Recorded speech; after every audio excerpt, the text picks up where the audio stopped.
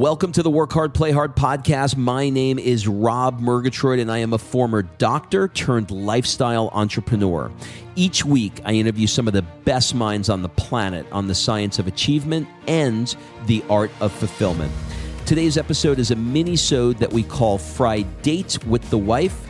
In these mini-sodes, my wife Kim and I deconstruct the strategies that we've developed over the last decade to not only grow personally, but to turn our struggles into lessons and create fulfillment in all areas of our lives.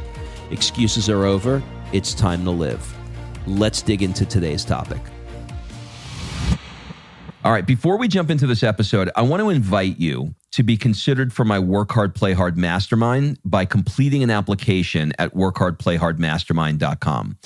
So this mastermind is not like any mastermind you may have been to or heard of, I promise you.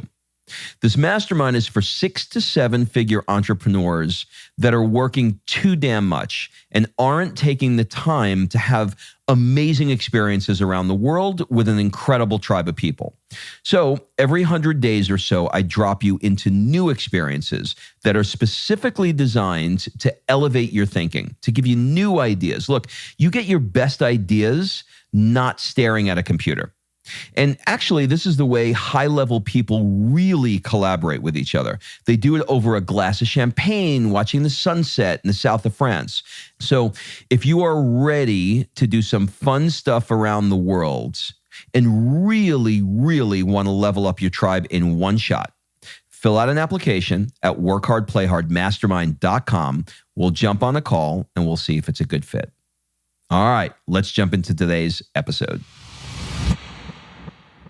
Well, Kimberly, who throws everything out all the time now, Murgatroyd. How are you?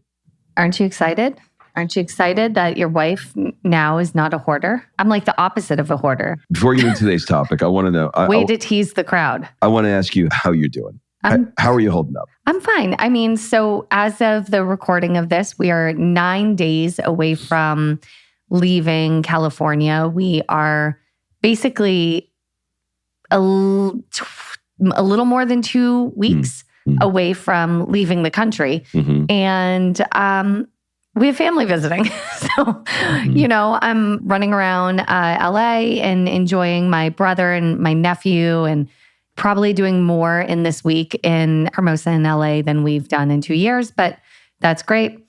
And I'm packing and throwing out things and all of it. And it's really interesting. I'm actually fine because I'm doing a little bit every day and I'm getting through it. Are you finding that you're getting what you need now and not what you want? In other words, if you were to ask me a month ago, hey, the week we're moving out of California, should my brother come to visit? Yeah. So that we can be gone and not pack and go kayaking? Could we do that? Would that be awesome? Would that be, to use his words, because he's from New England, would that be wicked awesome? Yeah. Okay. So here's the thing. No, I wouldn't have said that because that's not what I would have wanted. But is it what I needed? And the answer to that question is yes. And I'll tell you why. Because I've never, ever, how long are we married now? 15 years. 15 years. I've never, ever had alone time with your brother, ever. Like for multiple days. Yeah, I actually, in 15 years, I haven't either, because even when he visited in Atlanta, my parents were there. So it's nice to be able to connect and engage by ourselves, you know, and it's actually been wonderful. So and people are different with different people. Yeah. So when we go visit him, he's with family. And when he's with family, you know, you got that thing, how you behave.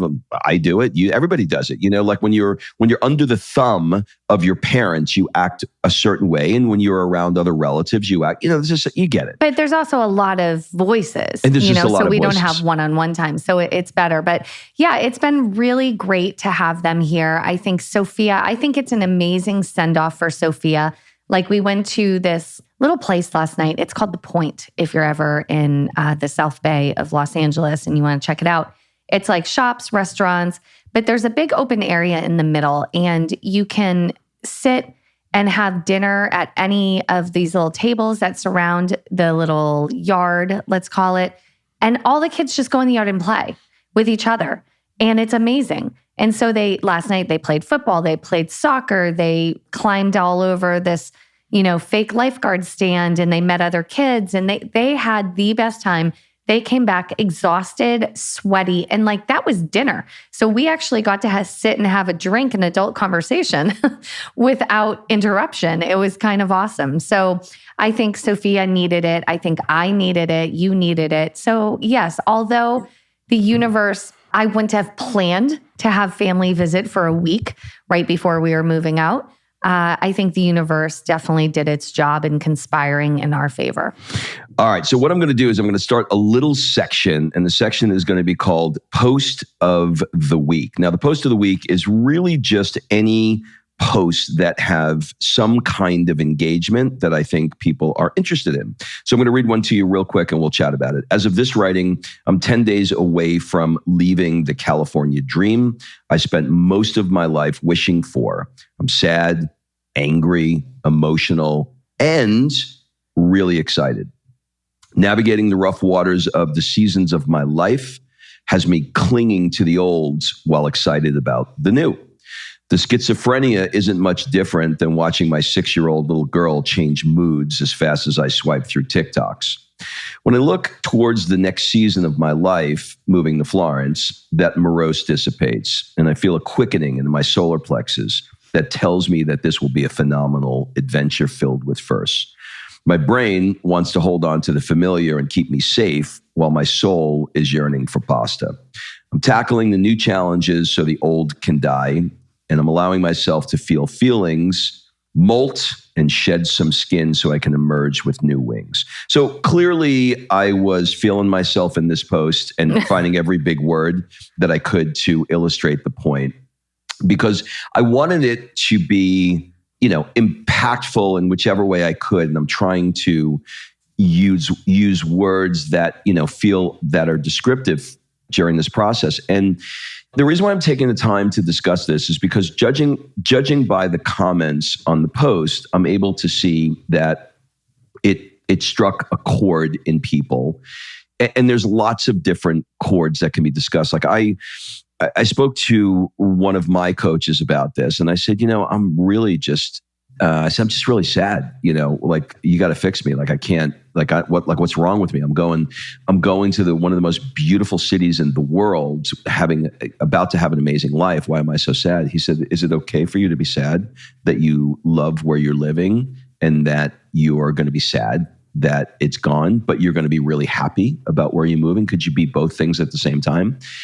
And I was like, that's a great question. And so he said, just feel what you're feeling. So, I walk to the gym and back here every day. So on the way back, I just put music on that I'm loving.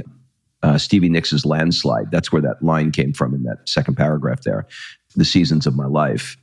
She sings about, can I handle the seasons of my life? And there's a part that I didn't put in there because I didn't want to go down too much of a tangent.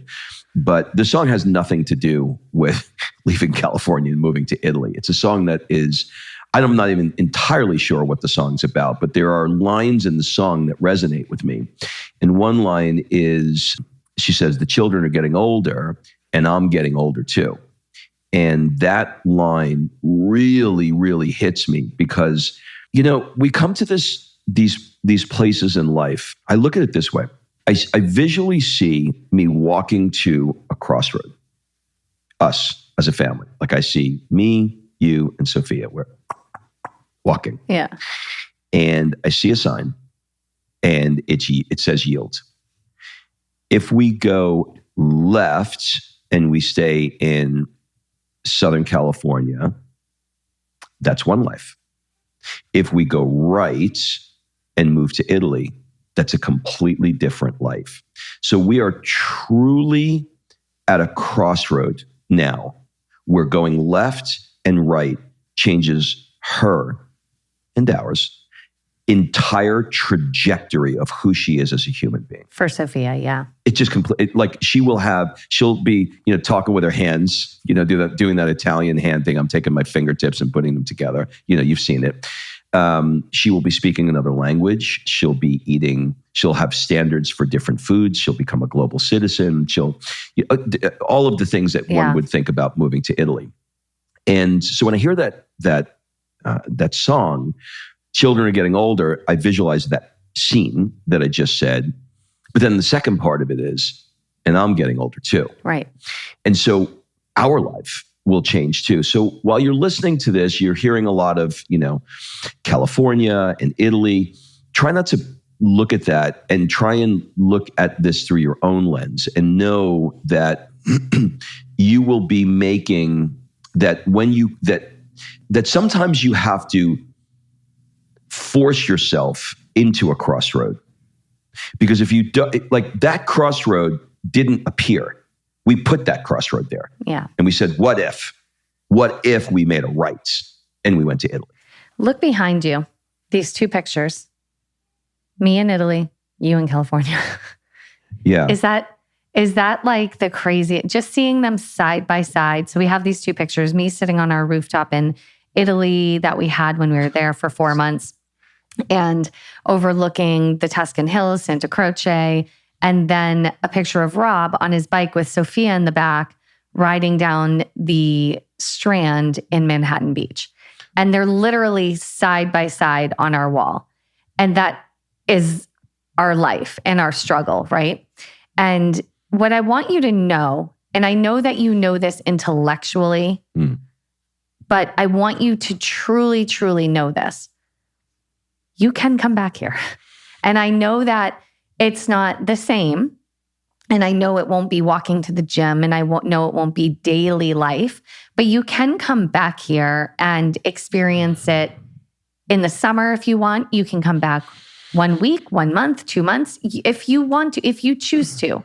I think when we get to Italy, you're going to want to do other things and maybe sample this a little bit, but know that like when we leave the state, they're not closing the gates and not allowing you back. That doesn't help me at all. Okay, you're welcome. So here's my bill for your therapy. And here's why it helps. It doesn't help me at all. It doesn't help me at all because the reason I came to California was to have a lifestyle of waking up and going to the beach and having 70 degrees and blue skies, etc. So I'm not looking to take a vacation in California. I'm looking to immerse myself in the day-to-day chill vibe of great weather and have that be my life, right? Not but my vacation to come back for a week or two. But that can still happen. Like, look, time flies. And I remember when you were in your 30s wanting to come to California and oh my God, and it's going to be everything and all of that, right?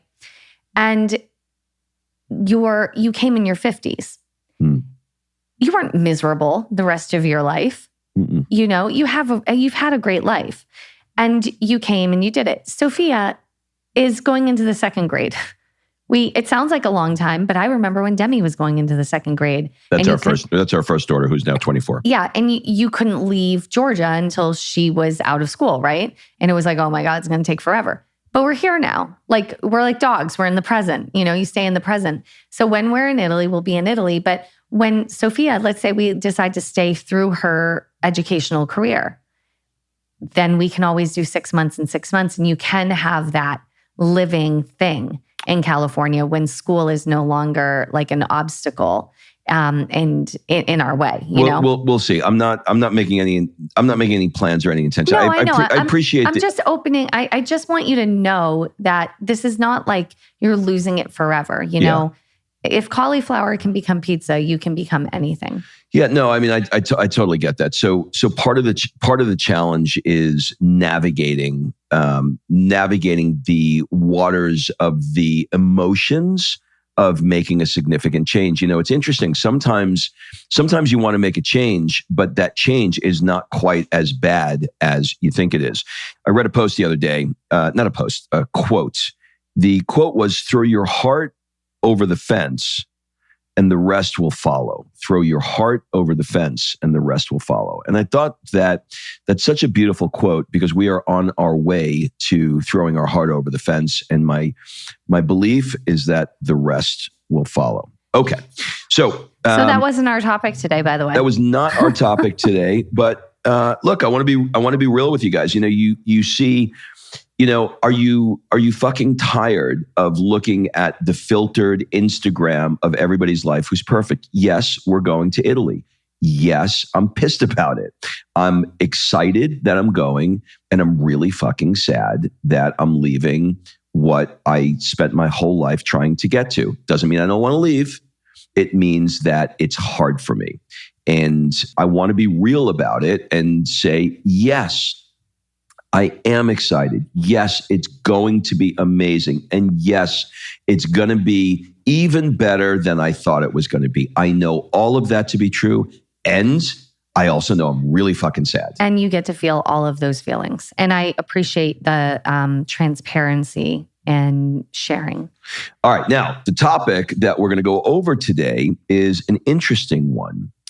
And I was walking down the beach and something hit me. And I wrote down, walk away from the canvas until you can't help picking up the brush again. You have to let go to re-engage or not. And what I mean by that is, let's say that you have something that you're working on, perhaps a hobby that you are enjoying. I like to DJ. Some people like to paint. Some people like to, do sculpture, whatever. But you're not making progress and you're banging your head against the wall, or the creative juices are not flowing. My experience tells me that if you put the brush down and see what emerges, you'd be surprised. Now, I want to extrapolate that out and do a shameless plug for the Work Hard, Play Hard experiences. And here's why. When I force these entrepreneurs to disengage from work, that they are beating their heads against the ground, after 2, 3, 4, 5, 7 days with other entrepreneurs and sleeping in, staying up late, being exposed to new surroundings, new foods, new conversations, when they put the brush down of work, they come back to work on fire. They come back to work re-engaged with what they were engaging with. So the goal of this process is to be able to put it down so that you can re-engage. So, you know what? When we were talking about this topic earlier, I was trying to think of what that would be for me. And I figured out what that is. Do you know what it is? Do you have any guess? No. All right. For me, it's photography. Because if I back up maybe 5 years ago, maybe more, I loved taking photos. I would walk around Italy taking photos of random people and things. And I just loved photography. And I think I have a good eye for it. But when I had a kid, you would think you have a kid and all of a sudden you become like a photographer of your kid, which is pretty much what I did, but not in the same way. I kind of put that down and let it go. So I can now feel that pull again, that it's coming back. And for me, I had to put it down and let it go because I just wasn't feeling it. I wasn't feeling the inspiration. I wasn't feeling the direct hit, like I need to pick up the camera. And going to Italy, I'm thinking that it's probably going to come back around. And I think two things, photography and writing. Those are the two things that I think are going to be triggered in Italy because the environment that you're in, right, it exposes what's inside or brings out what's inside. And, I joke about your Dante writing, and, Dante is a famous writer, poet, divine comedy, all of that. But Rob is like, channeling Francis Mays, who wrote Under the Tuscan Sun when he's in Italy. And we don't know where it comes from, And I think the environment that you're in really directs that. And here, I just feel like I got to do the next thing, the next thing, the next thing. I don't feel creative here. For whatever reason, I don't feel creative here. But when I'm in Italy, I feel creative. And for me, I think that's what it's going to be. Yeah, surroundings are really, really important. This first line of this, walk away from the canvas until you can't help picking up the brush. And not force it. There's something about, like when I wrote that post yesterday, I came home and it just hit me. I had to pee so bad, but I had to sit down and write it. It was pouring out of me. Yeah. That took me 5 minutes to get out. Even with all the fancy Nancy words, it took me 5 minutes to get out of me because I couldn't help getting it out. And to your point, when I'm in Italy, I can't help but sit there and look at a rooftop and say, the orange sunbeams are hitting the apricot colored roof. Because that's what my brain is seeing it. Like I almost want, like I just have pictures of like jams and jellies, and like it is rich in description in my mind that I don't have elsewhere. And I wonder how many things that I'm doing in my life right now that are truly uninspiring to me, that I don't want to do. So I think that are maybe just habits that you're doing because you've been doing them versus being truly inspired. Now, the other thing, I'll tell you this, there's one more. So now it's popping up in my head. Working out for me, I've worked out all my life, right? I was a gymnast. I was a fitness competitor. I've worked out all my life. I hate, I can use that word now, going into a gym. I actually hate it. I don't want to be in a gym. I don't want to be on a treadmill. I don't enjoy that. I don't know if it's because I've done it too long, if I'm over it, what it is. But what I'm being called back to is yoga. In Atlanta, I did yoga. I was obsessed. I went 6 days a week. I came to California. I tried to find yoga. Everyone said you'll find yoga in California. And I could not find for the life of me a yoga studio that spoke to me. And then pandemic, all the things, right? But now I'm like, I can't wait to go back and go into that because yoga for me is moving meditation. It's inspiration. It's mind-body connection. It's all of the things that I've been missing for the last 2 years. And I did yoga when I was in Florence. And I am excited to go back into that because it's pulling me back. I can't even control it. Right, that's the piece. See, it's literally pulling me back. That last sentence, walk away from the canvas, you walked away from yoga until you can't help picking back up the brush. Yeah. Which is exactly what you're doing, right? So you had it, you walked away from it, and now it's calling to you and you can't help it. I can't help it. My guess is you're probably searching in the I already found a studio and if they would I tried to book classes for the first week we're there, but it was too far out on their calendar. So I couldn't book it, but I'm ready to go. Imagine if you live your life saying, if I'm not feeling it, I'm not going to do it. Yeah. Because I think, look, this is one of these things where it works both ways. You could step away from it and then never, ever do it again. And that could be a job or you can something step like away that. from it and you are compelled because you can't leave it. Another example for me is I DJ'd for years. And when we moved to California, I was like, okay, well, that's it. That was a time in my life. We had a physical setup up there. We had a little studio set up. It was in a closet, but it was a studio. It was a big closet. We had parties in that closet. It was a soundproof closet. That closet was fucking big. How many people could fit in that closet? A lot, and a lot of people and a lot of clothes. And it was an insanely massive closet for the rest of the house. Like it just didn't. It was weirdly designed. It was bigger than the biggest bedroom. It was bizarre. It was bizarre, but it was perfect because you were DJing in the closet, and I still think the funniest joke ever was when Rob does his first gig. We're going to call it Coming Out of the Closet. Yeah.